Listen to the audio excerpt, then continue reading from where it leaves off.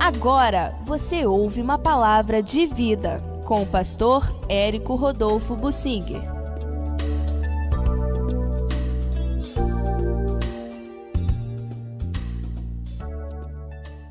Davi nos ensina o que precisamos para liderar.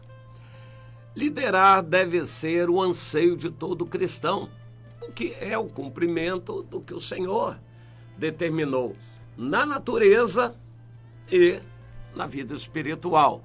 Na natureza, todo homem e toda mulher nascem para serem líderes de alguém, pai e mãe, para se casarem. Claro que há exceções, e as exceções são também administradas pelo Senhor. Mas a lei natural das coisas é que deixará o homem pai e mãe, se unirá à sua mulher, serão os dois uma só carne, para criar uma nova família e liderarem os seus descendentes. Isso deve ser o anseio de cada homem, de cada mulher. Quando nós conhecemos o Evangelho, o nosso anseio deve ser produzir frutos para o Senhor, cumprir a ordem do Senhor, porque quem não cumpre está desobedecendo. Cumprir a ordem de Jesus, ide por todo mundo pregando o Evangelho, isso é a ordem do Senhor. O cristão precisa se realizar. Ele só vai se realizar quando ele conseguir que alguém ouça o Evangelho através dele. Mas muitos cristãos entraram pela janela na igreja, estão de qualquer jeito, a vida é de qualquer jeito, os seus irmãos não ligam para isso, eles não sentem nem um pouquinho de confiança de falar de Jesus, eles não têm ânimo para tentar influenciar ninguém, acabam nem querendo mais influenciar ninguém, não querendo liderar ninguém e acabam sendo liderados e influenciados pelo mundo. Deus quer que cada cristão seja um influenciador, um líder de outras pessoas. E tem que ter essa certeza, essa confiança, essa firmeza de fé que você vai conseguir transmitir o Evangelho para outra pessoa. O diabo bota no coração de muitos crentes que eles não sabem fazer discípulo, que eles não têm condições. Todo cristão sabe, porque é a sua vida que vai ser transmitida para outro, para que o outro conheça Jesus também. Mas acontece que, pelas acusações do inimigo, muitos cristãos ficam sem confiança, sem firmeza, desanimados de quererem fazer discípulos. Influenciar outra pessoa é o anseio de todo cristão, deve ser o anseio espiritual de todo cristão. Davi é para nós um exemplo de pessoa muito errada, pessoa que não teve estudo, a origem familiar dele é meio misteriosa na Bíblia. Davi não era um homem de cultura, depois quando cresceu, arranjou um monte de mulheres, ele não foi exemplo de formação de família, ele não foi exemplo de pai, teve muitos filhos de qualquer jeito e o melhor deles foi filho de um relacionamento aí esquisito com a Batseba. Então Davi errou muito, mas ele é um exemplo na Bíblia de como Deus nos ama, como Deus pode nos usar e como Deus é fiel em seu propósito de querer nos usar. Davi é um exemplo, e eu quero aqui trazer algumas considerações no segundo livro de Samuel, no capítulo 8, diz que Deus dava vitórias a Davi por onde quer que ele ia. Cada batalha era uma situação diferente, cada situação dependia de um remédio específico, de uma operação específica de Deus, e Davi sabia disto. Ele precisaria de um milagre em cada situação, e Deus fazia.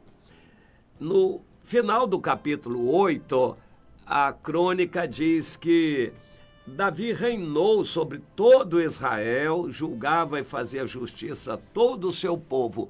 Ele tinha uma equipe. Joabe era o comandante do exército, Josafá era cronista, Zadok, filho de Aitube, e o Abiatar, filho de Aimeleque, eram sacerdotes, Seraías, o escrivão, Benaia, filho de Joiada, era o comandante da guarda real, e os filhos de Davi eram seus ministros. O que eu quero realçar aqui é o seguinte: Davi não era ninguém sozinho, mas ele sabia reconhecer aquelas pessoas que Deus enviava para ele. Ele teve muita dificuldade em admitir o Joabe, que era sobrinho dele, porque ele não gostava do Joabe. O Joabe era um remédio amargo que Davi teve que aceitar, mas aceitou.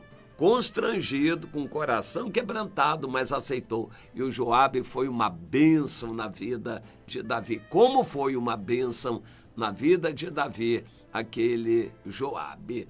Davi reconhecia as pessoas que Deus mandava. Ele não queria ser absoluto como Salomão, ele não queria ser sozinho, o homem do eu sozinho. Ele reconhecia a necessidade de ajuda e, inclusive, até de filhos para participarem do governo. Isso é uma característica. A gente é humilde, reconhece a ajuda dos irmãos para fazer qualquer coisa. A gente não vai fazer sozinho, a gente sabe que precisa dos irmãos. Isso é uma característica de quem dá fruto. Você sozinha pode não conseguir dar fruto, mas se você tiver humildade de pedir ajuda de outras irmãs, de alguns outros irmãos, você vai conseguir. Então isso é um segredo. Peça ajuda, seja humilde, peça ajuda, mas não deixe de dar fruto, não deixe de liderar alguém. Depois, no capítulo 9, tem uma história muito interessante. Davi, de vez em quando, fazia um exame de consciência. Ele tinha feito muitos pecados, matou muita gente. Davi tinha a vida passada manchada. De vez em quando ele parava para um exame de consciência. Ele refletia, pensava, meditava e naquela situação ele considerou: pois é, o Jonatas era meu amigo, eu fiz uma aliança com ele, eu prometi ser fiel a ele, a descendência dele. Será que existe alguém da descendência dele ainda? E saiu a meditar em voz alta, pediu ajuda aos seus assessores e eles foram buscar e acharam um filho de Jonatas que estava largado, aleijado, morando de favor na casa dos outros. E o Davi sentiu a consciência pesar: Mefibosete, eu fiz uma aliança com seu pai, eu preciso cumprir. Você vai estar comigo no palácio. A partir de agora você vai comer comigo no palácio e eu vou te fazer bem, Mefibosete. Bom, o Davi tinha características assim, um coração quebrantado.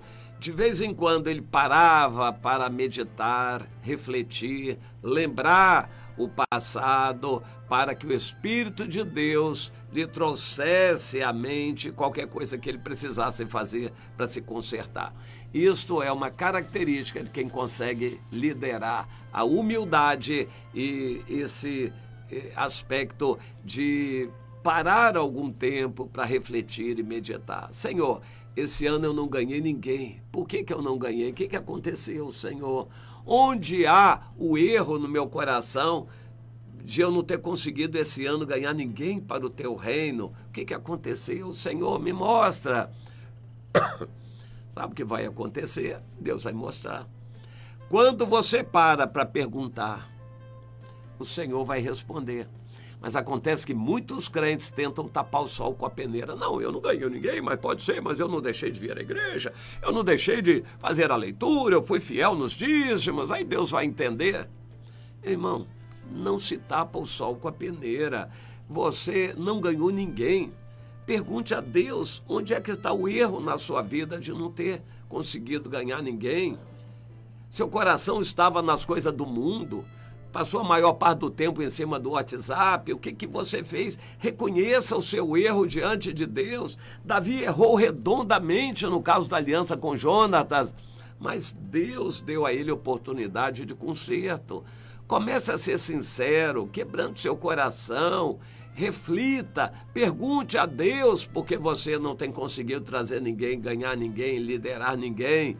Deus vai mostrar, mas Ele só vai mostrar se você quiser ouvir. Então, pergunte a Ele. E se você tiver a humildade e a coragem de perguntar, Deus vai ter o prazer de responder. Ele é Deus. O que Ele não quer é que você seja uma árvore estéril, um crente sem fruto, o que é muito triste. Ser um crente sem fruto é muito triste, realmente.